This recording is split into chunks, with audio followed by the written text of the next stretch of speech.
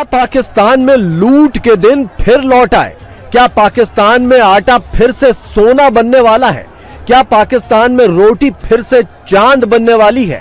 क्या 2026 में पाकिस्तान की चीखें पूरी दुनिया में गूंजने वाली हैं?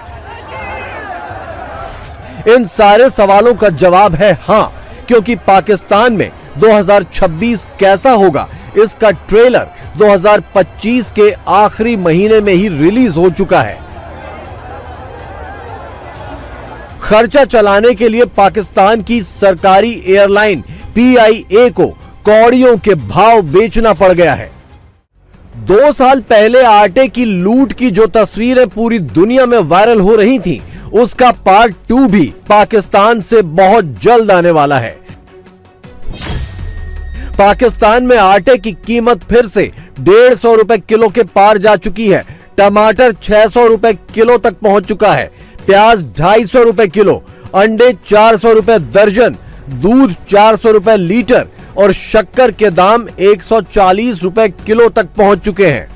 आज मैं आपको भाई डेली की रूटीन की जो चीजें हैं खाने पीने की, तो उनका आज रेट बताएंगे। तो यहाँ पे भाई क्या रेट चल रहा है? ये शॉप आपकी है? जी हाँ। कितने टाइम से चला रहे हैं आप? 5 साल से। 5 साल से।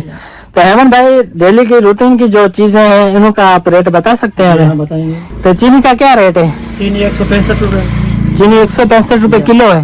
बनस्पति है अच्छा 340 रुपए किलो। वो कहाँ है? पंजाब का है? पंजाब। दाल मसूर है। मसूर दाल, वो क्या रेट है? 280। ये लो भी है। अच्छा चौर है, इसको क्या, इसका क्या रेट है? 280 रुपए। 280। और चना 250 रुपए। ये मटरी है। मटरी ये क्या रेट है? 320 रुपए। 320 रुपए किलो है। तो भाई डाल्डा ऑयल वगैरह इनका क्या रेट है? डालडा चल रहा है 440 रुपए किलो। 440 रुपए किलो डाल्डा। और चीनी? चीनी है अभी तो पहले तो रेट ज्यादा था 200 का, अभी कम हो गया 170 रुपए किलो। 170 रुपए किलो होगी। दूध का क्या रेट है? दूध का दूध चल रहा है 200 रुपए किलो। 200 रुपए किलो चल रहा है। और पैकेट तो 30 वाला भी आता है, 40 वाला आता है, बाकी खुला है 200 रुपए किलो। और दही वगैरह? दही वगैरह ये रेट है 250, 200, 250, 200 ये रेट। 200 250। भाई आपके पास जो मसाला है जो सब्जी वगैरह और चावलों में इस्तेमाल होता है? चावल में इस्तेमाल होने एक तो जीरा है। जीरा आपको मिल जाएगा अच्छे वाला 1200 रुपए किलो। उसके बाद है लौंग है। लौंग आपको मिल जाएंगे 2500 रुपए। उसके बाद 2500 रुपए किलो लौंग। मुनीर से लेकर जरदारी और शहबाज शरीफ सब के सब विदेशों के चक्कर लगाए। अमेरिका से लेकर टर्की और अरब देशों तक अपने आकाओं के हाथ पैर सब चूमाए, लेकिन नतीजा अभी भी ढाक के 3 पात है। पाकिस्तान को खैरात के नाम पर कहीं से चवन्नी भी नहीं मिल रही। इस टाइम पे जो हमारा पाकिस्तान मुल्क है ना, वो सबसे पीछे जा रहा है। हमसे तो इंडिया अच्छी है, इंडिया आगे निकल चुकी है।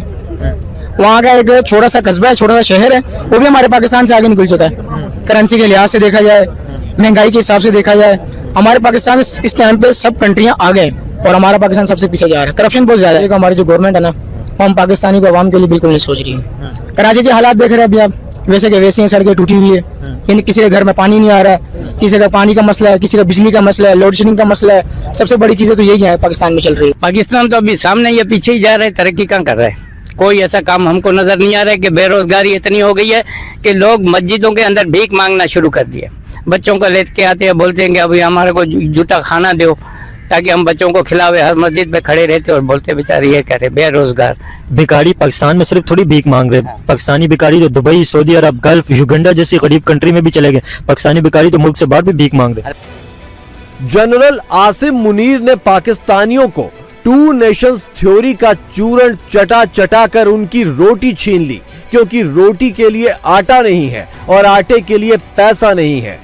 जो थोड़ा बहुत पैसा है वो सीधा मुनीर की जेब में जा रहा है। पाकिस्तान को IMF ने करीब 7 अरब डॉलर का कर्ज मंजूर किया है। इसकी पहली किश्त के तौर पर 1.1 अरब डॉलर जारी भी हो गए, लेकिन खुलासा हुआ कि इस 1.1 अरब डॉलर में से बड़ा हिस्सा तो नेताओं और फौज की जेब में चला गया। इसके बाद IMF ने 12 नई शर्तें पाकिस्तान पर थोप दी और अब कर्ज के बदले IMF की कुल शर्तें 64 हो चुकी हैं। अंदाजा करें कि आईएमएफ की रिपोर्ट में ही बात आ रही है कि इतने हजार करोड़ और अरब की आपने करप्शन की है, इसके ऊपर करप्शन हुई है। This is unbelievable and this is very shameful कि ऐसी सिचुएशन में कि जो पाकिस्तान को जो है वो हालात कैसे हैं, खाने के लाले पड़े हों, आवाम को रिलीफ चाहिए हो, इतनी बातें हो रही हो, आपस में इतनी वो मारामारी हो रही हो बीच के अंदर, और आपके ऊपर इल्जाम, उसमें भी जो आईएमएफ की ये रिपोर्ट आ जाती है। अब इसका कौन जवाब देगा? लेकिन अब ये वाली जो इंस्टॉलमेंट है 1 अरब और 20 करोड़ डॉलर की, एक जो कंडीशन थी वो ये थी कि ये जो हमने आपकी करप्शन के किस्से, कहानियां और हकीकतें असल में जो सामने लेकर आए, हम कच्चा छट्टा एनु छापो तो सीधे सारे एनु दसो, बताएं आप कि आपने कितनी करप्शन की है, रिपोर्ट जारी करें, फिर हम देंगे। पाकिस्तान को आईएमएफ कर्ज दे या ना दे, कमर तो आम पाकिस्तानी की ही टूटनी है। अगर कर्ज मिला तो आवाम तक पहुंचेगा ही नहीं, लेकिन उसकी वापसी की किश्त आवाम से ही वसूली जाएगी। और अगर कर्ज नहीं मिला तो फिर फौज अपनी जेबें भरने के लिए आवाम का ही बचा खुचा खून चूसेगी। जब भीख मांगना नेशनल पॉलिसी और नेशनल कैरेक्टर बन जाए तो हालत पाकिस्तान जैसी होती है। शहबाज, मुनीर और जरदारियों को अरब देश उल्टे हाथ लौटा रहे हैं, लेकिन पाकिस्तान के हजारों भिखारियों की फौज का क्या करें जो उनके मुल्क में भीख मांगने के लिए तंबू गाड़कर जम गई है। हमने कभी नहीं सुना कि कोई इस तरह से इतनी बड़ी तादाद में जो है भिखारी जो है वो किसी जगह से पाकिस्तानी भिखारी पकड़े गए हो या उनको वहां पर पाया गया हो कि वहां पर पाकिस्तानी भीख मांग रहे हैं। और ये नंबर्स जो हैं ये बढ़ते चले जा रहे हैं कि पाकिस्तानी भिखारी जो है वो हर जगह दिखाई दे रहे हैं। लेकिन क्या ये हालत जो है वो सिर्फ इन लोगों की है जो यहाँ पर गरीब रहते हैं या कह लीजिए जिनके पास जॉब नहीं है? नहीं, पाकिस्तान की इस वक्त अगर हम गवर्नमेंट को भी देखें या इससे पहले की गवर्नमेंट्स को भी अगर हम देखें, चाहे वो इमरान खान हो, चाहे वो नवाज शरीफ साहब हो या और कई दूसरे बहुत से लोग, हमेशा से इनको यही देखा है कि कभी ये सऊदी अरब से पैसा मांगते हैं तो कभी ये वर्ल्ड बैंक, आईएमएफ के सामने नाक रगड़ते दिखाई देते हैं, तो कभी ये जाकर चाइना के हाथ पांव जोड़ के कुछ पैसा लेने की कोशिश करते हैं। अब मुल्क के हालात जो हैं वो खराब से खराबतर होते चले जा रहे हैं। भीख मांगने का सिलसिला जो है वो आईएमएफ हो, चाहे वर्ल्ड बैंक हो, चाहे सऊदी अरेबिया हो, सभी के पास जारी रहता था। ये और बात है कि हम उसको नाम जो है वो या तो लोन का कहते थे या डोनेशन कहते थे या कोई इसी तरह की बात जो है वो की जाती थी, लेकिन बहरहाल भीख भीख होती है और हमारे लीडर्स यही करते रहे। शहबाज शरीफ कटोरे में चवन्नियां लेकर घूम रहे हैं और यही चवन्नियां खनकाते हुए 2025 के पूरे साल में कम से कम 1 दर्जन बार पाकिस्तानियों को ये झुनझुना थमा चुके हैं कि वो पाकिस्तान को भारत से आगे लेकर जाएंगे।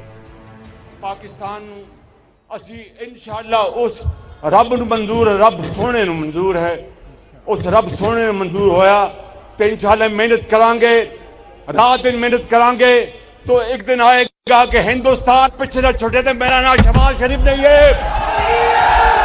हालांकि कंपैरिजन तो नहीं करना चाहिए, बनता ही नहीं, कंपैरिजन बनता ही नहीं।